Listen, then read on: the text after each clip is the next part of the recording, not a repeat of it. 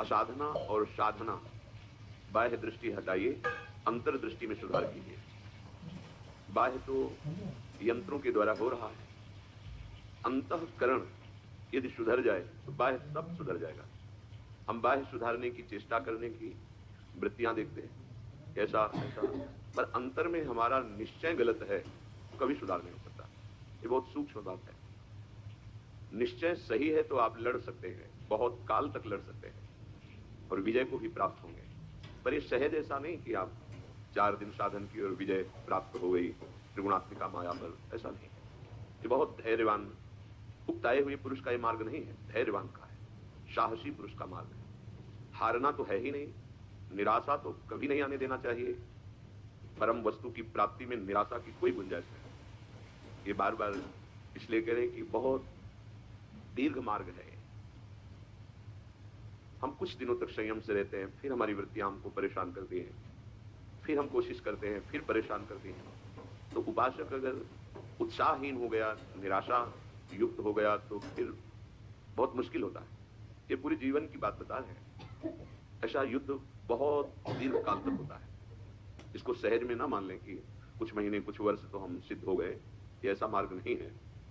क्योंकि बहुत जन्मों से हमारी दुर्वासना मम सदा परिकर्षयन्ति, वो खींचती रहती है। जैसे जग भी जाए तो सुखद दुखद स्वप्न खींचता है, जगने पर भी। जब उसका अंतराय बहुत लंबा होता है तब वो विस्मरण होता है। नहीं, जग गए हैं, बैठे हैं, पर उसी स्वप्न चिंतन में दुखद हुआ या सुखद, उसमें फिर जग के भी डूबने लगते हैं। अगर हमको तत्व ज्ञान भी हो गया है तो हम जिस साधन से तत्व बोध प्राप्त किए उस साधन की तन्मयता हटने नहीं देना चाहिए। नहीं तो जैसे जगा हुआ पुरुष भी सुखद दुखद स्वप्न का चिंतन करके उसमें तदात्म होने लगता है, ऐसे ही जगा हुआ पुरुष भी, अर्थात ज्ञान को प्राप्त हुआ भी, अगर वो अपने चिंतन को जिस साधन से बोध प्राप्त किया है उसी में स्थित नहीं रखता, तो ये तो रहता है कि स्वप्न है, पर उसकी दुखद सुखद घटना प्रभावित कर देगी।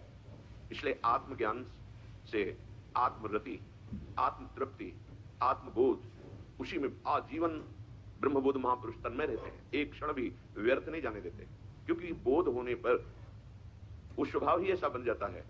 अगर कहीं स्वाप्निक इस मान अपमान निंदा स्तुति का वो चिंतन करने लगे तो फिर हृदय जागते हुए भी जैसे स्वप्नाशक्ति दुखद या सुखद उसे विचलित करती, ऐसी स्थिति होने लगती है। ये बड़ा गूढ़ विषय है। इसलिए पूज्यपाद उड़िया बाबा जी महाराज, उनके वचन, आत्मज्ञान होने पर भी आत्मरति, आत्म क्रीड़ा, आत्मबोध, उसी में चिंतन में हम भगवत मार्ग में अभी चल रहे हैं। हमारी वृत्तियां बिगड़ती भी हैं, हमें निराश नहीं होना, हताश नहीं होना। ये बहुत मजबूती से चलने वाला मार्ग है। बहुत से ऐसे माया के प्रवाह, ऐसे झोंके आते हैं जिनमें लगता है अब सब कुछ गया। नहीं, वो एक वृत्ति है जो तुम्हें विचलित कर रही है, उसको जीतना है।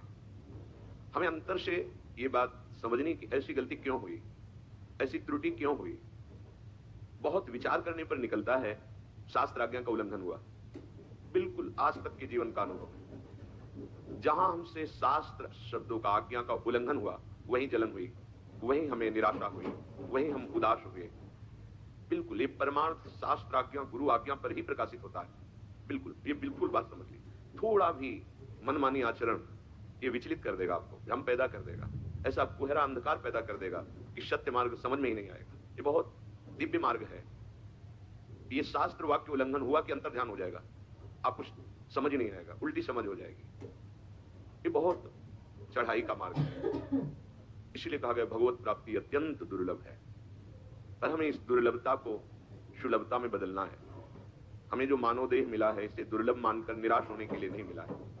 श्रीपाद प्रबोधानंद जी महाराज कह रहे हैं, त्यक्तः सर्वोऽपि धर्मो हरि हरि न मन्यत् त्यक्तमेकं विकर्म श्री कृष्णे तस्य नाम स्वत तदनुचरे नागसामस्ति मेन्तः श्रीमद्वृन्दावन त्वाश्रये मगति गतिं त्वेकलां त्वयि यशद्धिः किं कुर्यां कुत्र यायां यदिवत भवेत् तदभवत्वेव कामम्। हे वृंदाटवी, ये जो महापुरुष जन अपने को कह के बोलते हैं तो अपने मन को तदात्म करते हैं संपूर्ण प्राणियों के, तब वो बोलते हैं। जैसे ध्रुव जी ने तदात्म होकर प्राणवायु रोकी तो संपूर्ण ब्रह्मांड की प्राणियों की प्राणवायु रुक गई। जब महापुरुष तदात्म होते हैं तो सबके मन का भाव अपने मन में उनको दिखता है। अपने मन को पढ़ रहे हैं, पूरे विश्व के मन को पढ़ रहे हैं। दूसरों की मन की कुछ वृत्तियां जान लेना है तो साधारण सिद्धियों के अंतर्गत होता है। दूसरों की वाक इंद्री लाखों को दूर से सुन लेना ये कोई बहुत बड़ी सिद्धियां नहीं। भगवत तत्व में स्थित होने वाला महापुरुष